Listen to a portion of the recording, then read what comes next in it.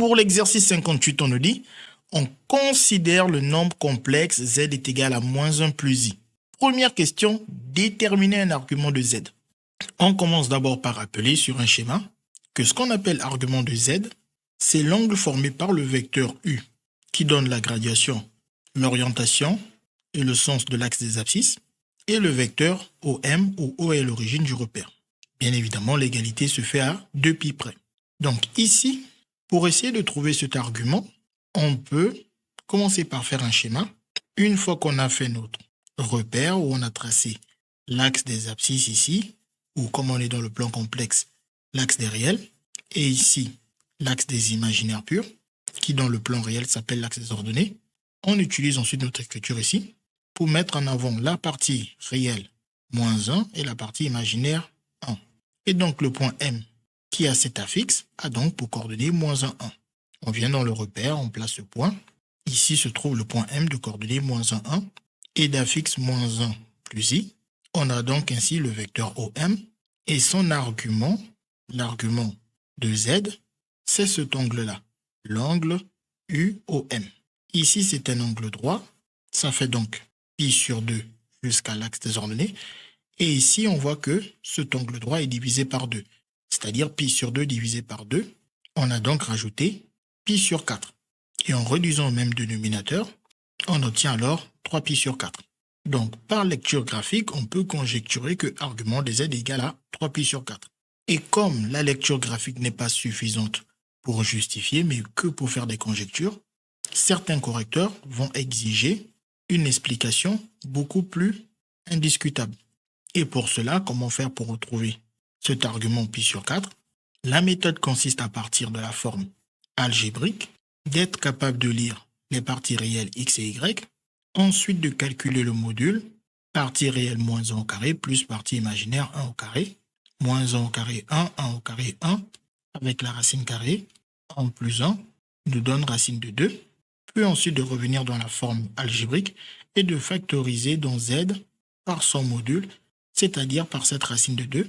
Pour cela, on écrit racine de 2, on ouvre des parenthèses, on divise la partie réelle par racine de 2 et on divise la partie imaginaire par racine de 2. Ensuite, il faut être capable d'enlever la racine de 2 au dénominateur. Toutes les racines, on les enlève au dénominateur. Et pour cela, on doit faire apparaître racine de 2 au carré en le multipliant par lui-même racine de 2. Si on multiplie au dénominateur, on multiplie aussi au numérateur par le même nombre. Au numérateur, on a 1 racine de 2 et au dénominateur, on a racine de 2 au carré. 1 racine de 2 donne racine de 2 et racine de 2 au carré nous donne 2.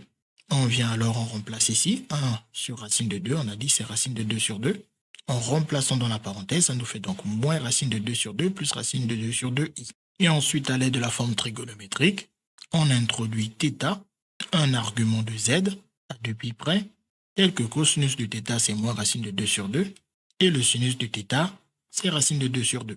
Puis on trace le cercle trigonométrique, c'est-à-dire un cercle de rayon 1, d'origine O, origine de notre repère, dans le plan complexe.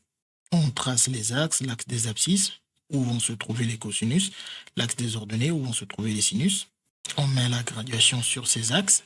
Comme le rayon c'est 1, alors, à l'aide de la formule de calcul de périmètre de πr, r égale à 1 nous donne un périmètre de 2π, et le demi-périmètre, c'est π. Mais comme on a un sens de lecture, dans l'autre sens, on a ici moins π.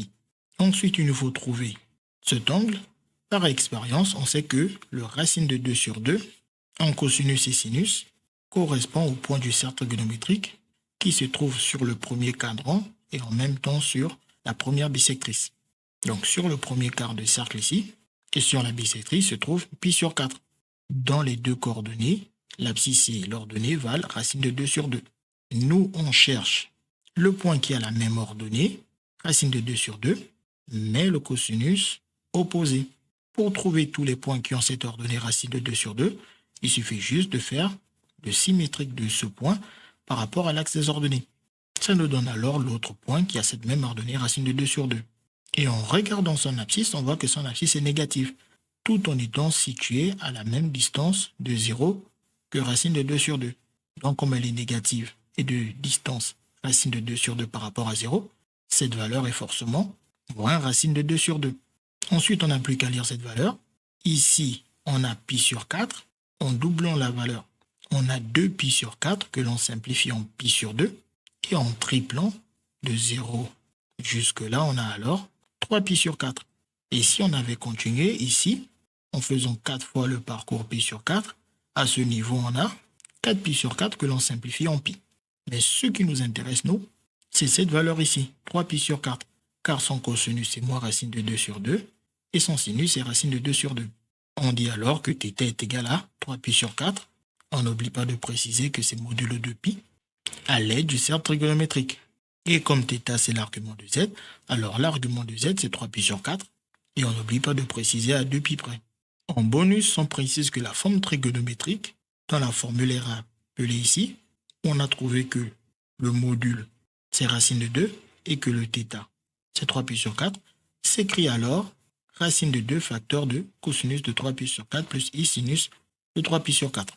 Maintenant, pour la question 2, on nous dit on déduire un argument de moins z et de z bar.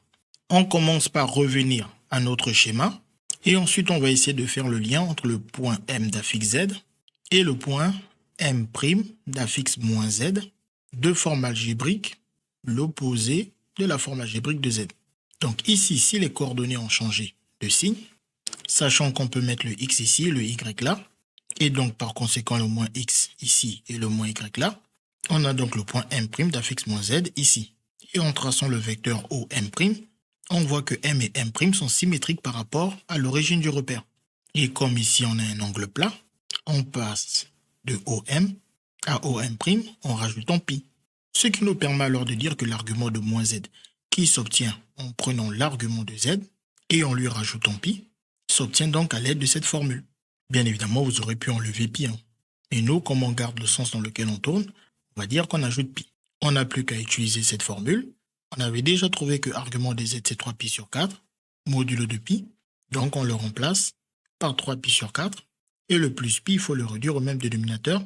Ça nous fait 4 pi sur 4, ce qui nous donne que argument de moins z n'est rien d'autre que 7 pi sur 4. Maintenant, on nous a aussi parlé de l'argument de z bar. Z bar qui, rappelons-le, est le conjugué de z et s'obtient donc à partir de z en changeant le plus iy en moins iy. C'est-à-dire que donc l'abscisse est la même, mais les ordonnées sont opposées. Donc on a la même abscisse x, mais l'ordonnée, ce n'est pas la même. Ça nous donne le point de coordonnées x moins y qui est donc situé ici. On a le point M', d'affixe z bar. Et si on s'intéresse donc au vecteur OM, le vecteur U et le vecteur OM' forment donc l'angle opposé de l'argument de z. Ici, l'angle n'est rien d'autre que moins argument de z. On peut donc noter que argument de z bar, c'est moins argument de z. Bien évidemment, modulo de pi. Donc, en partant de cette formule, on remplace argument de z par sa valeur 3 pi sur 4. On obtient ainsi que argument de z bar est égal à moins 3 pi sur 4 à 2 pi près, ou modulo de pi. CQFD, ce qu'il fallait découvrir.